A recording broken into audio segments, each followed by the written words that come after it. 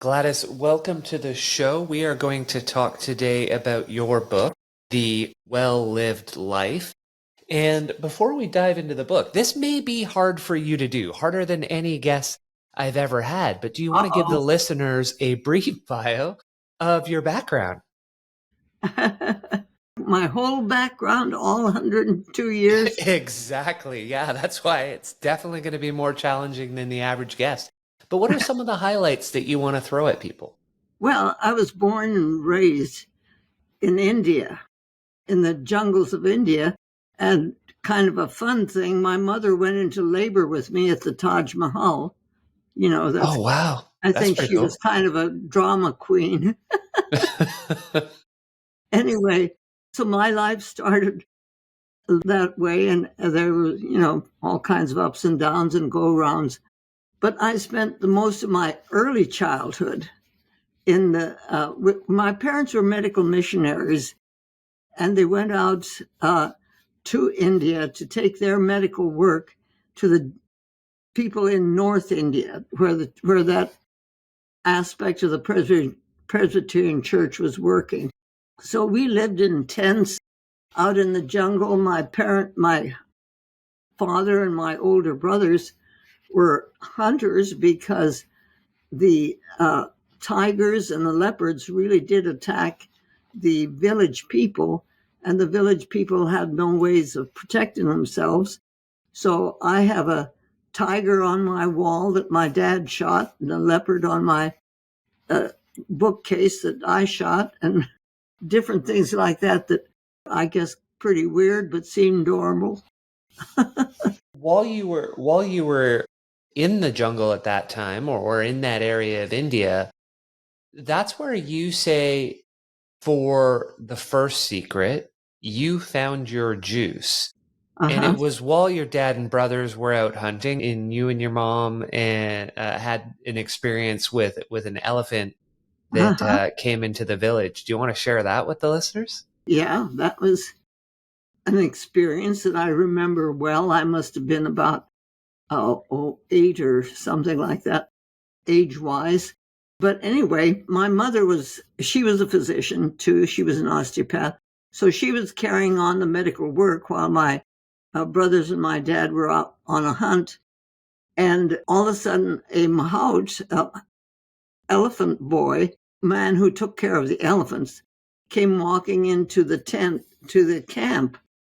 And he said to my mother, "This is my Maharaja's favorite elephant, and he wants you to look at him and see if you can help him." My mother said, "Well, I don't know how to take care of elephants."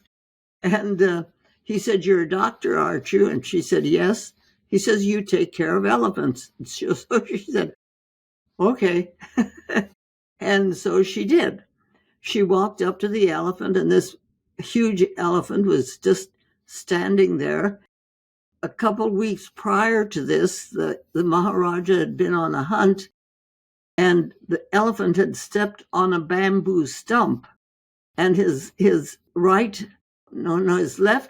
front foot had never healed up, no matter what they did to try and see what they could do. So my mother just started talking to the elephant and patting its trunk and saying, "Now listen, be a good boy and let me see what I can do." And my mother was about 5'1". So here's this huge elephant, and she's talking to the elephant is standing perfectly still.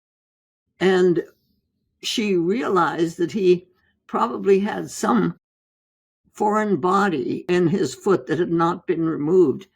So she asked me to go and get a basin of potassium permanganate, which I knew how to fix, and a syringe and the forceps. And so I got her the tools that she needed, and she began with her forceps feeling around in the elephant's foot, and found that there was about a 6-inch piece of bamboo stump that was in his foot. So she worked around that and removed it. All the time she's doing that, she's talking to the elephant and telling him this probably hurts, but please hold still and I'll get this out. And she's talking Hindustani, so the elephant understood her. She was talking in Hindustani, so that was a good thing. And I understood what she was saying. So the elephant was perfectly still.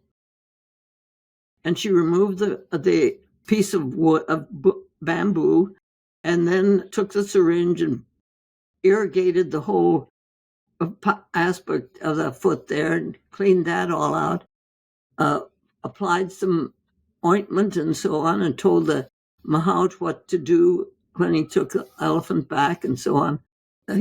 Just patted the elephant on the leg and said, "Now we'll see how well this goes," and just talk to it some more. And the elephant man, the mahout is the name for the elephant boy, let my sister and my brother and me walk up to, I was already there, and walk up, and the elephant picked us up with his trunk and put us on his back.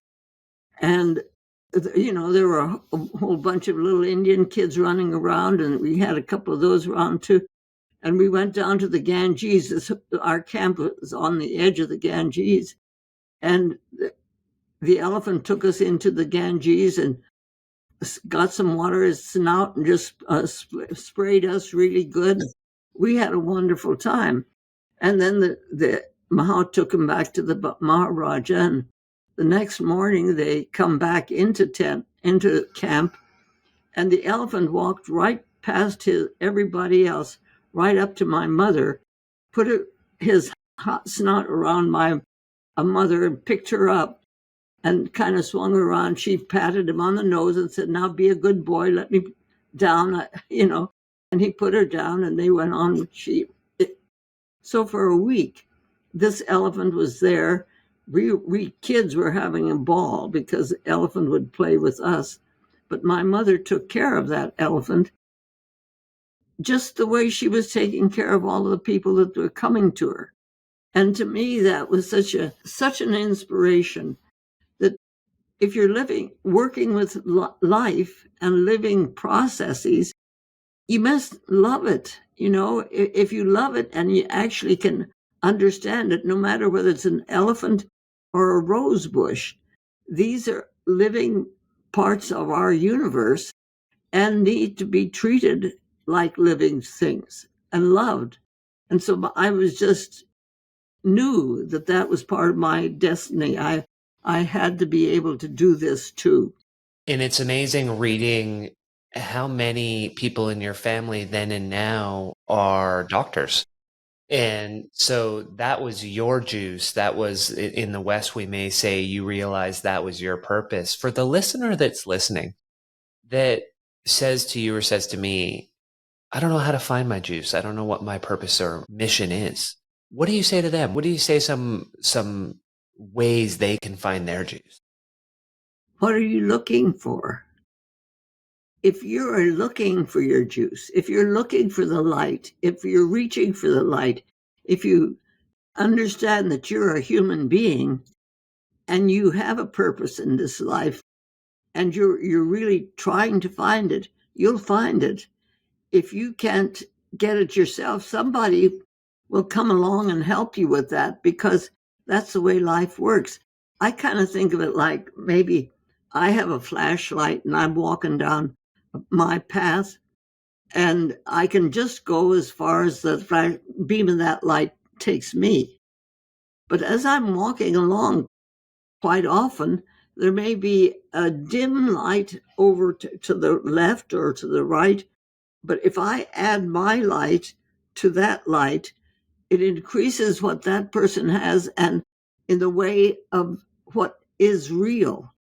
And when that happens, their juice it may feel pretty dim and like they can hardly move. But if someone else's juice comes and helps them with that, then there's more, because that's what they're looking for now. And as you begin to look for it, it comes to you. If you're not looking for it, you'll never see it. In so much of that, and what I loved about the book, Gladys, is as I've gotten a bit older, and you're going to say, well, no, you're still really young, is I've slowly started to put together those connections between the physical, the mental, the emotional, the spiritual, and realized how it all ties together. And you say that in Western medicine, we don't tend to connect our physical issues to our mental or emotional states. We're trained to look at isolated organs or focus on mechanical issues such as diet and posture instead of asking patients, what do you think you're holding in your gut? Or what else in your life isn't working? Can you unpack that one for us and maybe give the listeners an example of where you've seen that approach have such a profound impact on someone's life? Well, people come in to see a doctor, and they come in because they're hurting or they have a disease. And conventional medicine feels that our purpose is to get rid of diseases and pain. And I don't see it that way, because I think both diseases and pain are ways in which our inner physician, the aspect of our own being that is truly divine and truly in touch with what's going on within us as an individual person, if we can contact that person, then the healing can begin. Because, when my eldest son he was trained as an orthopedic surgeon, and he came through Phoenix on his way down to Del Rio, Texas to practice his mission. And he said to me on the way down, he said, "Mom, I'm real scared. I have all this training, and I'm going into the world. I'm going to have people's lives in my hands. I don't know if I can handle that." And I said to him, "Well, Carl, if you think you're the one that does the healing, you really have a right to be scared. But if you can understand that you have this amazing training, which is so important, it's not that conventional medicine and holistic medicine are opposites. It's not that at all. It's how they work together. Because if you have something that needs to have an orthopedic surgeon work on, you better get an orthopedic surgeon that can do that. You Yeah. don't want somebody that doesn't know what they're doing. But I said, once that you've done your job, then you turn the healing aspect of that over to your colleague, who is the physician within that patient, because that's what does the actual healing. And the whole basis of that is that the love that we have for ourselves and for life, that gives us the juice, which is what actually works with the whole healing process. It's not a single thing. It's not a single idea. It's because what happens when you're your age and what happens when I'm my age are two different things, and we're in different places, and we're different people.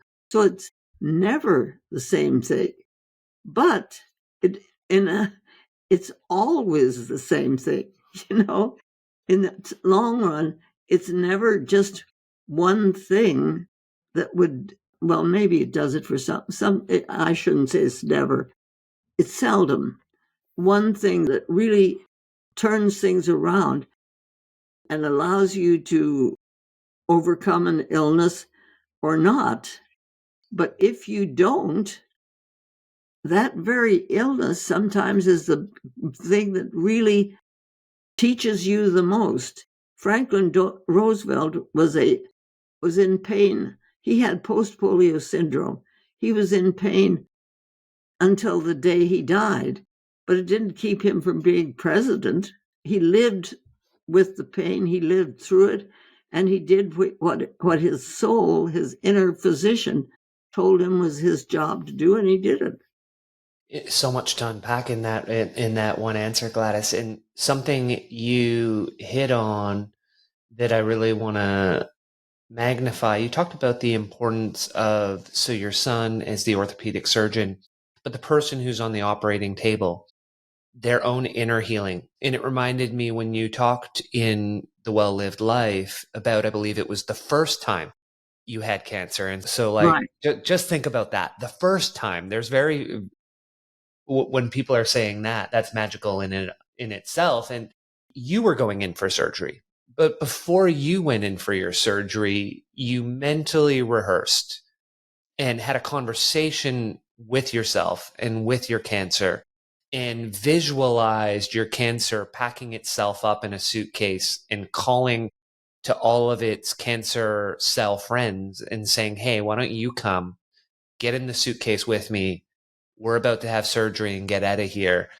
And you talked about some of the science that shows that, and I don't want to get this completely wrong, but I think you know where I'm going, and that our genes, if you will, can react to our visualization or how we talk to them. And it reminds me of when they do the tests of, I believe it's water molecules, and you play certain sounds outside of the glass and the water molecules will react positively or negatively to the Yeah. sounds you're playing. So do you want to take that a little over and in the importance of that visualization and that positive talk in the self-love in healing ourselves?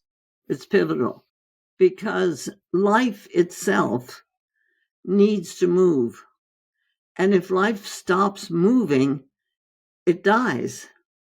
So if we understand, if we can work with our minds and our purpose well enough that we understand ourselves well enough and love ourselves well enough, we can actually talk to the cells of our body and have them understand what it is that our purpose is. I mean, it's not that I have these cells floating around and they don't know who they are.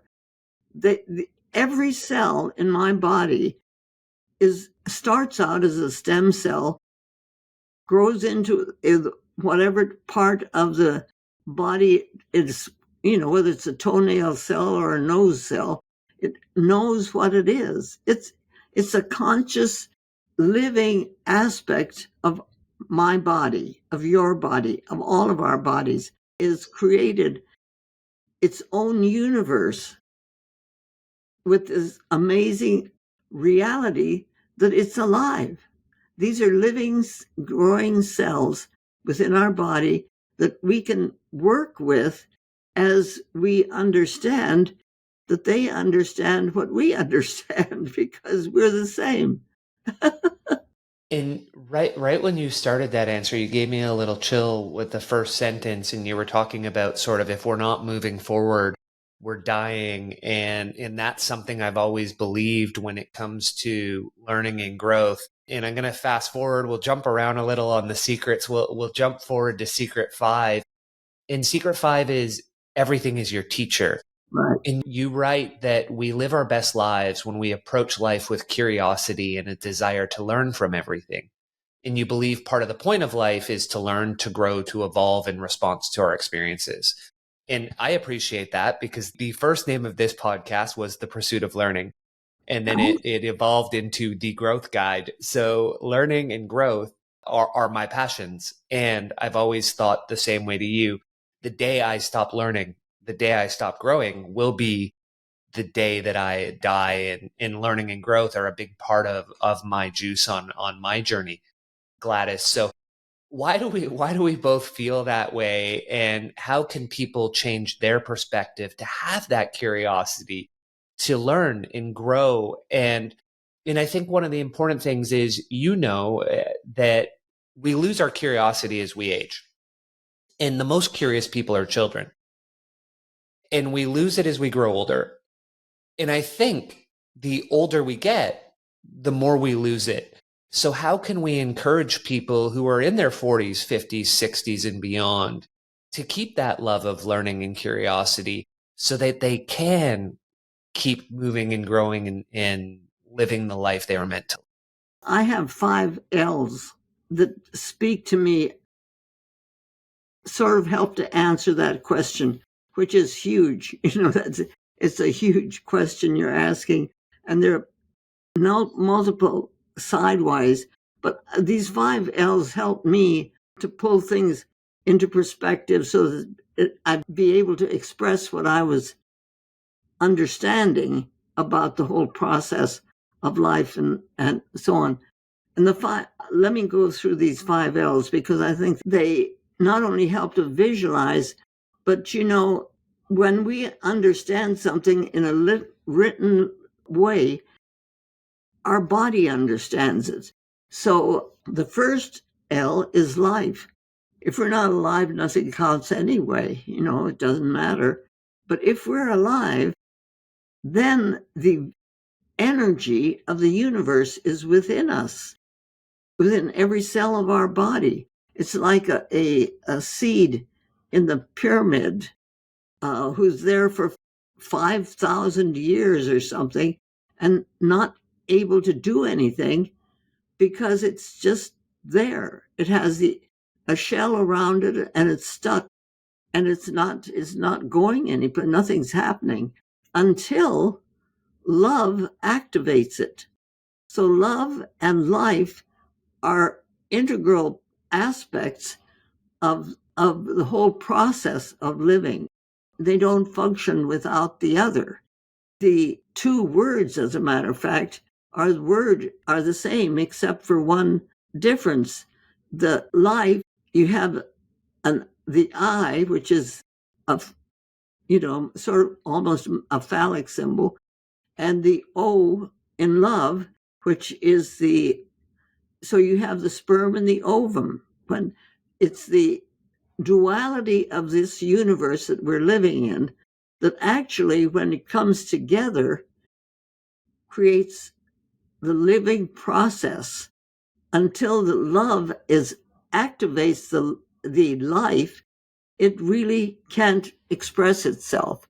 So to start this whole concept going about how life and love and all move, is accepting the reality. If we are alive, we have to move. And if we have to move, we have to have the awareness that life and love don't function on this dual natured universe without the other. So life and love are integral aspects of our very being. The next L is laughter without love is cruel, it's mean, it damages. But laughter with love is joy and happiness and the desire to live. It says, yeah, this is great. It's the ability to laugh and love and work out our whatever it is that we're dealing with. The fourth one is labor. Labor without love is drudgery. I gotta go to work. There are too many diapers. Oh, what is this all about anyway? It's just too hard. But labor with love is bliss. It's why you do what you do. It's why I do what I do. It's why a singer sings. It's why a painter paints.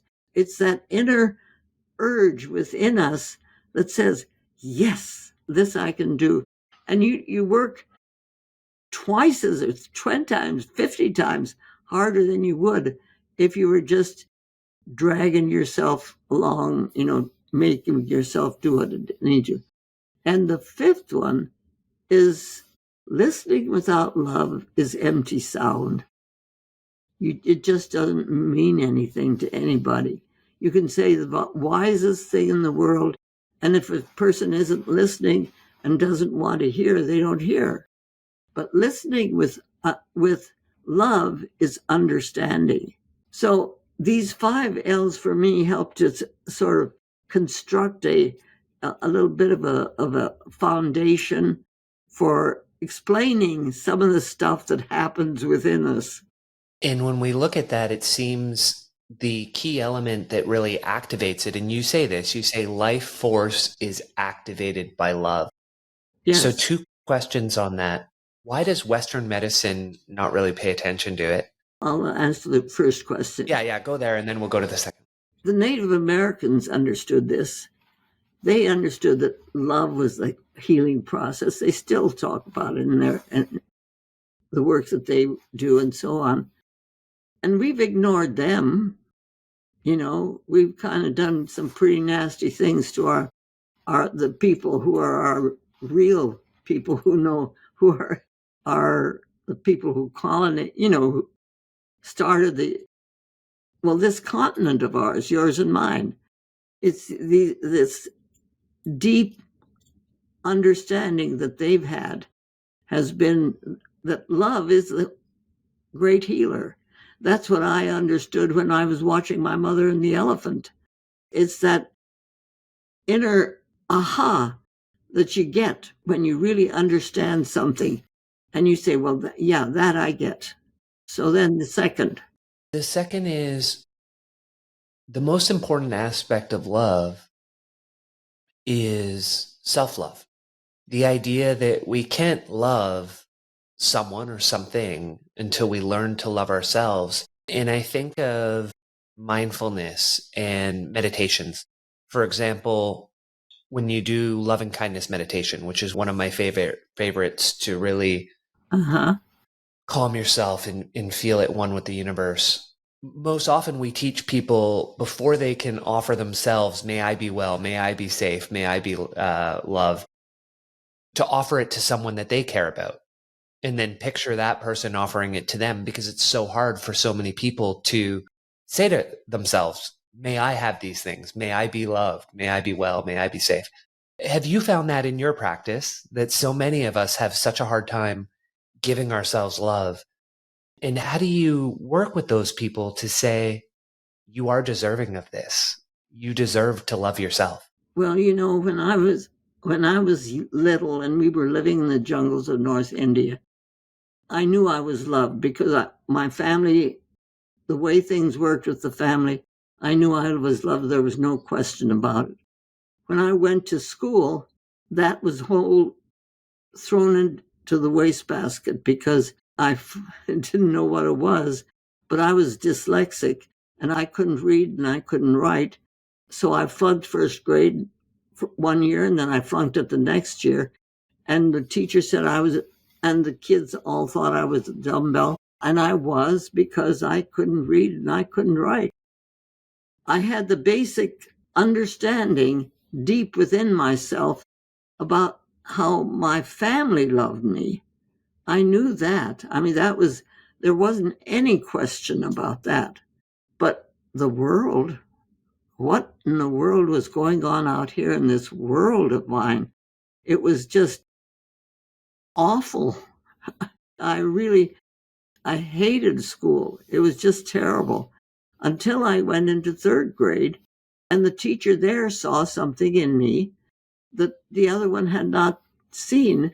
And so she appointed me class governor. And because I was able to talk, I was able to do things, I was able to work with kids, and I just couldn't read or write. And so she allowed me to reconnect with the juice when I was 8 or 9 years old. And it was that ability to know I was still okay, it was still all right. Of course, I was 93 before I really recognized that I trusted my own voice. But at that 8, 9-year-old age, what did happen, one of the things that happened, it was so dramatic. Since I was the tallest one in the class, because I had flunked the grade before and all that, we had a play that we put on for the whole student body. And the name of the play was The Frog Jumped Over the Pond. And I was the frog because I could jump over this pad of water. And I was bigger than anybody else. And my mother made me a dyed green suit, and I walked out in front of the whole student body onto a platform. And with great confidence, I knew I could do this. But as I stepped onto the platform, I saw my two older brothers in the first row of the audience, and it threw me off balance. So that instead of jumping over the pond, I landed in it. And so the audience is hysterically laughing. They just thought this was the funniest thing. I'm standing there, my suit is beginning to fade. It was, and I'm crying. I can't move. I'm stuck. I'm really stuck. The teacher had to come and take me off the platform. So when we got home, my brothers are they're telling my mother what happened, and they're laughing, and I'm trying to give them the devil's eye, which they don't pay any attention to. And so that's going on. And finally, my mother says, "All right, boys, now you've had your fun. What can we do as a family to help Gladys if this ever happens to her in the future? If it ever happens again, that she's humiliated like that in front of so many people, so that people then will laugh with her and not at her." And I don't know what the family decided, but I know that what it was the answer to what helped me to understand the aspect of myself that really could do this and do it. I can't tell you how many times I've tripped or done something going on to a stage, because with this dyslexia thing, balance is also an issue. But I have always been, since that time, I've always been able to come up with something like, "Oh, I'm such a drama queen," or something like that, that would just get the audience so that I had them with me, not against me. And I could start right into what it was that I was going to be talking about. But my mother was such an amazing person. She understood these things, and she understood how she could address them within the family. And one of the things I think is so important is for parents to understand how important it is to listen to what it is that their children are saying. And one of the things you write about, and I think I'm hearing it there, is this idea that something that gets in the way of self-love is shame. And Oh, so what your mother was trying to work with you on at a very young age and get your brothers to help is to say, let's help Gladys understand, hey, something bad happened, but she can let go of the shame. And that way she can continue to love herself. Does that resonate? absolutely, absolutely. And then the other amazing aspect of that whole thing is what she taught us about just letting go of stuff that doesn't matter. My sister and I were in our 90s, and we were talking, and we'd do this kind of a hand movement, and then this kind of, and finally we said to each other, "Why do we do that?" We're talking along, and we said, "We don't know." "Well, who was it that did that?" And both of us said, "Mama." And then we said, "Why did she do that?" And we thought about it and thought about it. Then we both said, "Oh, kuch parwa nahi," which in Hindustani means, "Oh, it doesn't matter." And we realized that we were in our 90s, but all our lives, this little hand gesture that my mother had taught us, because it was what she did, was so pivotal that we had done this and lived with it and didn't even realize that we were doing that there were things that happen in life that somebody says something that's mean. You take it in and you're injured by it. I mean, that hurts. You take it right into your heart. Or Yeah. you can just let your hand grasp it, let it drop, and say, "Oh, it just doesn't matter. Kuch parwane, it just doesn't matter." And I know that was one of the things that really allowed me to keep work walking forward. And importance that we have as parents to listen to what our children are saying is pivotal, but not just as parents. We need to listen to what other people are saying. People can say the wisest things at the most unexpected times. And if we're really listening, we hear them. And when I had that on my list of things to talk about was the Kuch Parnoe. And the other one that you talked about, that because that was life's moving forward and so we just have to let it go. Oh, Just stay in the flow, let it go. And the other one that stood out to me along those lines was when your sister said to Mother Courtright, or said to you in response to Mother Courtright, yeah, I don't have energy for it, as a yeah, beautiful demonstration right. of boundaries in our life. Can you talk a little bit about that? Because I think even to you, when she said that, you thought there was just such power in such a simple statement. I don't have energy for it. So Yeah, she had just let it go. yeah, yeah. Because my sister was also a great teacher for me because she was able to understand things. She was 2 years older than I was. So I would get upset and she would just bat her blue eyes at me and I'd get madder and run off and so on. But the whole dynamics of us was actually pointed out to me in that statement because she had a newborn baby and her mother-in-law lived upstairs and the baby was fussy. Margaret was working long. The mother-in-law came down and was telling Margaret what she was doing wrong. And Margaret just went on doing what she was doing. And after her mother-in-law left, I I was fuming. I was saying, how can you stand to have her say those things that she said to you? Well, Margaret says, I don't have energy for that. My energy is right here. And she hugged her baby. It was that vision of what she was teaching me still I had to learn. And I learned it because my kids taught me. So my number 3 son came in one day. He was 3 years old. He came in and he says, Mama, I know something. And I says, what's that, Bobby?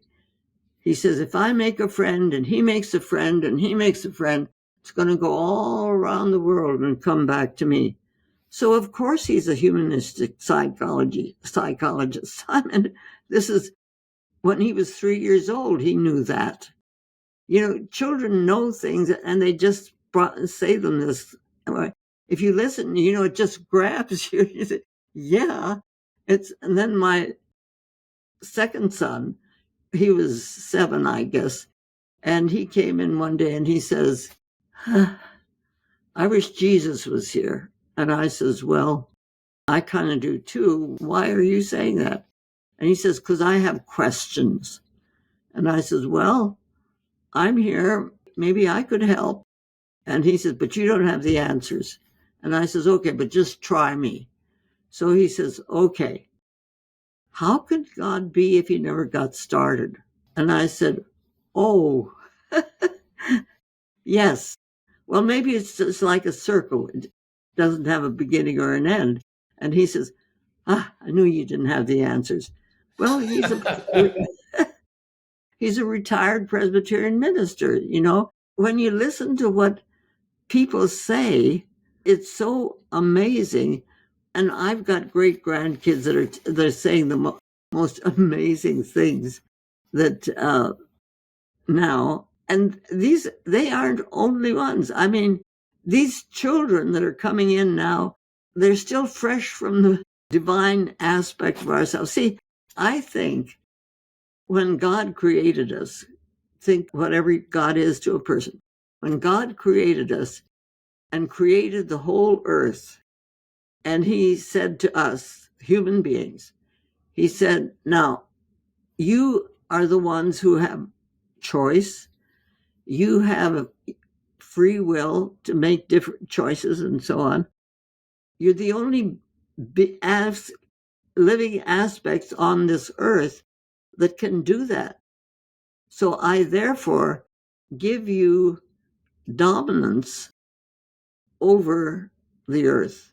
You're in charge of the earth.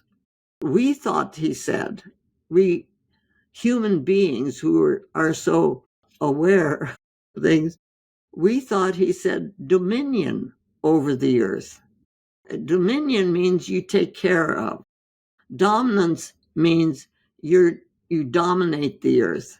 So we thought, he said, dominance. And that's not at all. He said, I give you the earth to take care of the earth. You have dominion over the earth, not dominance. And the words sound so similar, and we, in our arrogance, have twisted that around so that we don't know that we have missed the mark, and so now we're reaching back for our true humanity, which knows that it's our job to take care of the earth. It's our job to listen to the little ones, but to listen to the older ones too.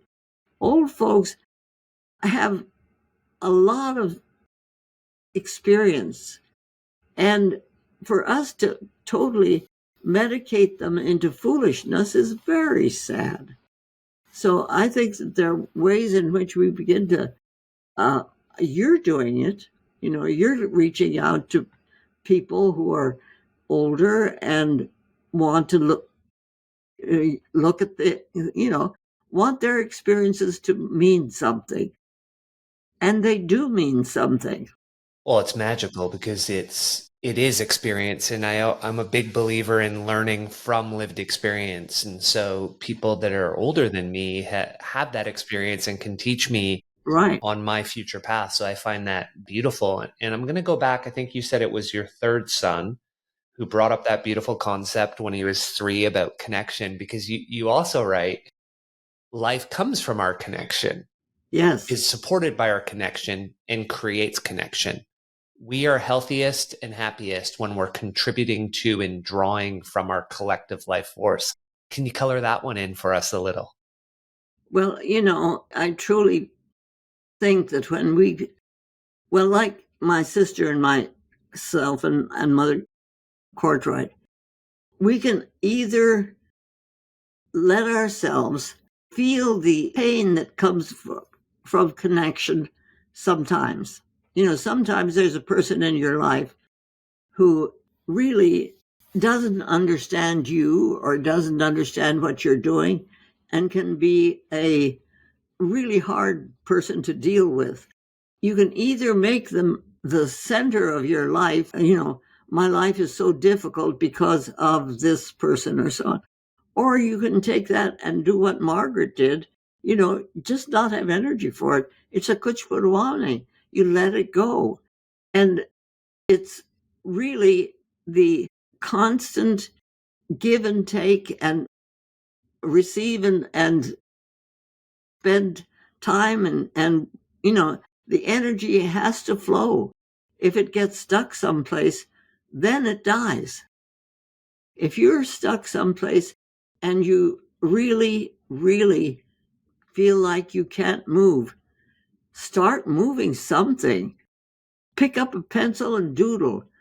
Wiggle your ears, but do something that says to you, I really can move, because the body moving allows the soul to move too.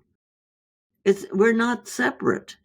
So if we can get something going when we're stuck, find what works for you and then do it. If you have a hobby like knitting, pick up some 2 needles and start knitting and do something. But it's a call to your soul to reconnect.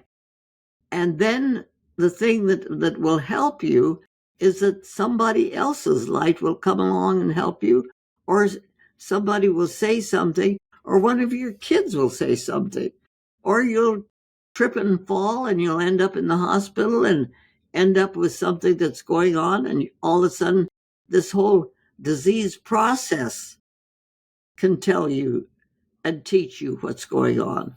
And tying to that connection and the idea of connecting and loving, am I recalling correctly? Did you write something along the lines of, I work to love everybody, but that doesn't mean I like them all? Yeah, that's very true.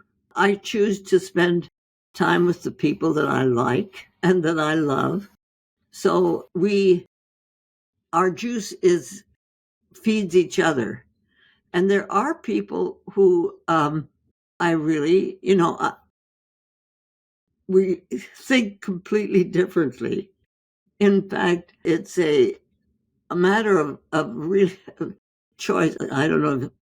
When I came up with this whole business with holistic medicine and so on, there were many times when I was called up in front of the Maricopa County Medical Association because I was saying things that they thought was not quite right or actually wrong. And I won't even try to conjure up the names that we were called, but it was a time that those of us who were thinking this way, were thinking this way, and that happened. So this one time I was called up and they reprimanded me, and I was ready to leave, and I picked up my purse and my keys I had a big keychain, and I started walking out, and one of the doctors came up to me and he says to me, "Now let me tell you something, honey." Well, he pushed a button in me that wasn't should not have been pushed because I took my fist and I turned around and I punched him on his shoulder and I said, "You will not call me honey. I'm your peer age-wise and professionally, and you will not call me honey." Well, he kind of faded a little bit, but I turned around. My lawyer was leaning against the wall, laughing. He thought it was the funniest thing he'd seen. I came to the office and told my daughter, who was my partner, and she said, "Oh, Mom, you didn't." But I did. But 3 years later, when I was called up against, he was nice as pie. So there are times when you have boundaries. And, really, he called me honey. That didn't work very well. And so it's the respect that we have for each other needs to be looked at. And I just, that triggered something. But I think that otherwise, some of these things that people do are they're just not worth, like Margaret, just not worth putting Just energy into. let them go. Choose where you're going to spend your time and energy, which brings us to our last question, respecting your time, Gladys, is in the final secret, you wrote, when we align our energy with life, we create a give and take, sharing relationship with the source. We no longer have to try to make our own energy, which is a losing battle anyway, because energy is not created or destroyed. Instead, we invest energy we have in life. Then, when we're running low on what we need, we simply borrow it back. Yeah, and that's true. I mean, we've got all kinds of science that proves that. What does that look like in practice for people? It means that when you're really tired and you think that you can't do anything, find something to do. Sometimes it's to call somebody who you've been thinking about, and your call may mean life and death for that person. You never know. It means that you realize that, okay, I'm here and I'm stuck, and do I want to stay stuck? And if you want to stay stuck, stay stuck. That's all right. It's your right, it's your choice. But if you don't want to stay stuck, start moving, start connecting with people that help you with your juice, who help you to understand what it is that you can still bring to life. And you're never too old to do that. To think that you, at 96. Well, actually, I had the opportunity of going to Afghanistan when I was, what was that? Oh, I even forget. I was 80, 90 something because I had the opportunity to do it. And it's these opportunities show up and you either accept them or you don't. And it's amazing what is out there for us to do. Maybe when you go to the grocery store, the person who's working at that checkout counter has had a hard day and maybe she's kind of crabby or something. Well, sometimes a kind word to a stranger is a thing that really helps them and lifts them right up out of where they're stuck. You never know when a kind word or a smile or even just a touch makes a difference. It can help another person because life can be hard, and we all know that. In Gladys, we've gone pretty far and wide in the book, deep in some areas. Is there anything that we didn't touch on in our conversation that you want to make sure you get across to the listeners today? Well, yes, the whole idea of just giving up. Don't give up. Don't give up. My dad taught me that when I can remember being 9 years old and doing something, and I stomped and said, I quit. And my dad looks at me and he says, are you a quitter? Oh, man. Those black eyes saying to me, are you a quitter? Oh, no, no, no, no, I'm not a quitter. And I go back to doing whatever. But it was such an important thing for me to learn when I was little that there were times when, I gave up. It was just hopeless. Well, no, you're not a quitter. It's that idea you'll find something. There's something there that you find. You may not realize at the time, and then you look back, or you may not. But if you do get yourself moving, life moves. Beautiful. Thanks, team. And so we'll get that in the show notes. And thank you so much for joining me today. It was such a pleasure to talk.